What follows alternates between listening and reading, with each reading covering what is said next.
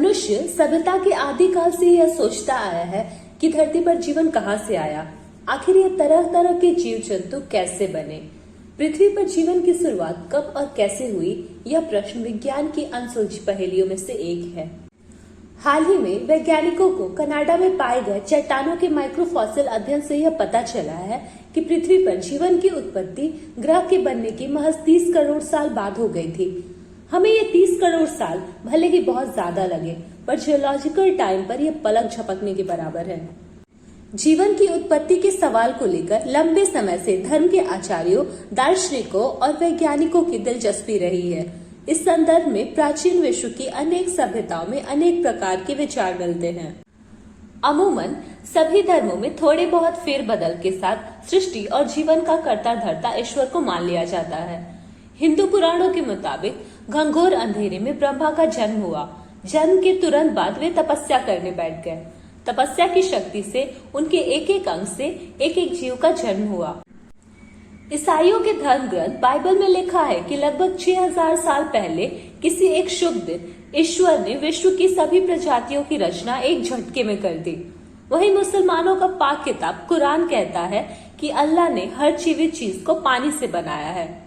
खास बात यह है कि इन सभी धर्मों की ओर से जीवन की उत्पत्ति के सवाल के जितने भी उत्तर मिलते हैं, सभी लगभग एक जैसे हैं कि किसी जादू या दिव्य शक्ति से सभी जीव जंतु बन गए हैं। जीवन की उत्पत्ति को लेकर धर्म विश्वास के चंगुल से आजाद होकर पहली हाइपोथेसिस देने का श्रेय प्राचीन ग्रीक के दार्शनिकों को दिया जाता है। जीव विज्ञान के जन्मदाता माने जाने वाले अरस्तु के मुताबिक निर्जीव पदार्थों से जटिल जीवों की स्वतः उत्पत्ति हो गई थी। अरस्तु का मत था कि मिट्टी, कीचड़, धूल और हर तरह के कचरे या सड़ती हुई चीजों से बिलबिलाते जीवों के समूह पैदा हो जाते हैं। इसलिए हो सकता है कि इंसानों की भी उत्पत्ति ऐसे ही हुई हो। ऑटोमेटिक जनरेशन का यह सिद्धांत तब तक वैज्ञानिकों के बीच जीव उत्पत्ति की व्याख्या के रूप में छाया रहा, जब तक कि फ्रांसीसी माइक्रोबायोलॉजिस्ट लुई पास्चर ने 1862 में जीव से जीव की उत्पत्ति का सिद्धांत दिया। लेकिन यह सवाल अभी भी बरकरार था कि पृथ्वी पर सबसे पहला जीव कब, कैसे और कहां से आया। चार्ल्स डार्विन के जैव विकास यानी बायो इवोल्यूशन सिद्धांत के अनुसार जीव की उत्पत्ति केमिकल रिएक्शंस और फिजिकल प्रोसेसेस के मेलजोल से हुई है। डार्विन ने जीवन की उत्पत्ति में ईश्वर की भूमिका को नकारते हुए कहा था कि पहले जीव की उत्पत्ति निर्जीव पदार्थों से हुई होगी। डार्विन के मुताबिक जीवन की शुरुआत गर्म पानी से भरे एक ऐसे तालाब में हुई हो जिसमें सभी तरह के अमोनिया और फास्फोरिक सॉल्ट घुले होंगे, जिस पर हीट, लाइट और इलेक्ट्रिसिटी की क्रिया होती रही होगी। इससे एक प्रोटीन रिच कंपाउंड बना होगा जिसमें और ज्यादा परिवर्तन होकर निर्जीव पदार्थों से पहले जीव बने होंगे। हालांकि डार्विन खुद भी इससे संतुष्ट नहीं थे। वास्तव में वे जीवों की विकास की प्रक्रिया को समझना चाहते थे, न कि जीव की उत्पत्ति को। आज विज्ञान जगत में जीवन की उत्पत्ति को लेकर अबायोजेनेसिस सिद्धांत को सर्वाधिक मान्यता प्राप्त है।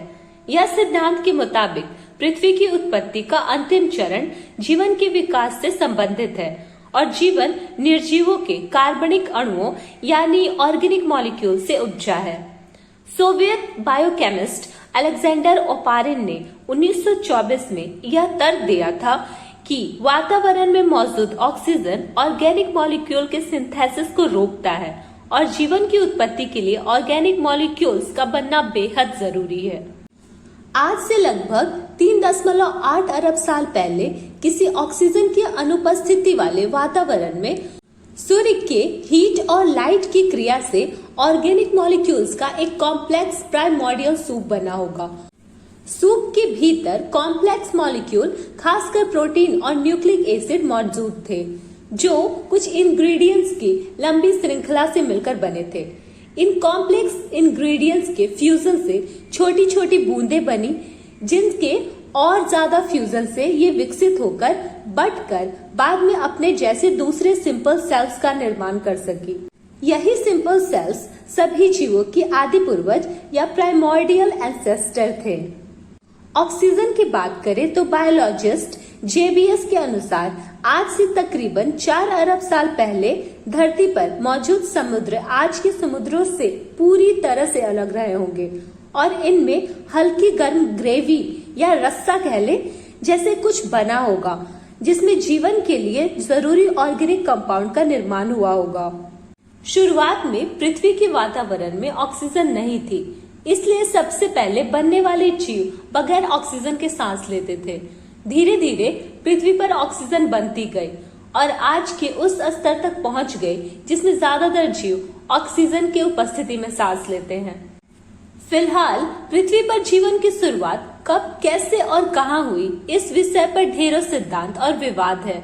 इन सिद्धांतों में कौन सा सही है, कौन सा गलत है, कुछ कहा नहीं जा सकता। जीवन की उत्पत्ति को लेकर मोहक सिद्धांतों को प्रस्तुत करने का यह सिलसिला भविष्य में भी जारी रहने वाला है। हो सकता है कि जिन घटनाओं की कल्मिनेशन पृथ्वी पर जीवन की उत्पत्ति के रूप में हुई, उसे शायद हम कभी समझ ना पाए।